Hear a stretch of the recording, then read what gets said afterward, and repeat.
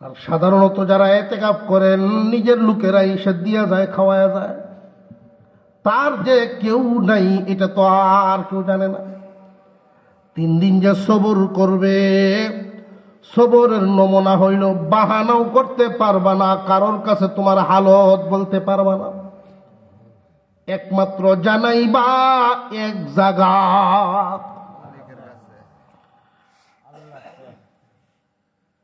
মুসলমান ভাইয়েরা আমার, এই মানুষটার অন্তরে ধাক্কা লাগছে কথা। সারাদিন মসজিদে রইলেন, রাত কাটাইলেন জিকির আজকারের মধ্যে, ফজরের নামাজ পড়ে সামান্য সময় ঘুমায়।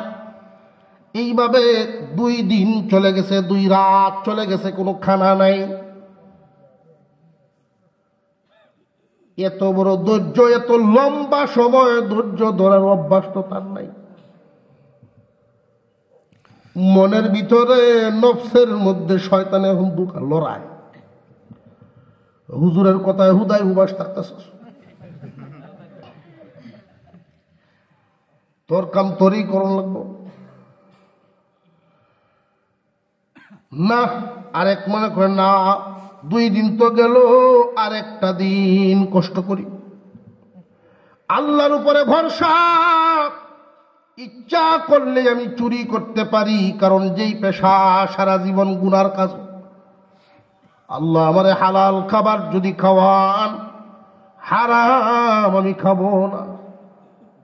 এক মনে কয় না আগের দাঁতে যাওয়ান লাগবো, আবার আরেক মনে কয় মানুষের মধ্যে ফাআলহামাহা ফুজুরাহা ওয়া তাকওয়াহা, ভালো আছে মন্দ আছে, ফেরেশতা সুলভ আচরণও আছে, শয়তানিও আছে। নফসে কয় না কাম হইতো না, হুজুরে বাইল দিছে, তুই তোর ভদ্দর উবাস থেকে শরীরে হুয়াইবে খালি, ফার্ম যত দেওয়ান লাগে। কিন্তু ফেরেশতা সুলভ আচরণে তারে বুঝতে, ধৈর্য ধরো, আর একটা দিন আল্লাহর উপরে ভরসা করো। এশারের নামাজ পড়ছে, এশার নামাজ পড়ে বান্দা একবার ফেটও ধরে, আর একবার ফেট সাইডে তসবিহ ধরে, রাইট হইতাছে, আর মনে মনে ভাবতেছে কিতা করতাম কিতা করতাম, আইতাছে না তো কোনো অন্ত। গভীর রজনীতে নফসের দুকায় পড়ে গেছে, কাম হইতো না, নিজেই পথ বের করুন লাগবো।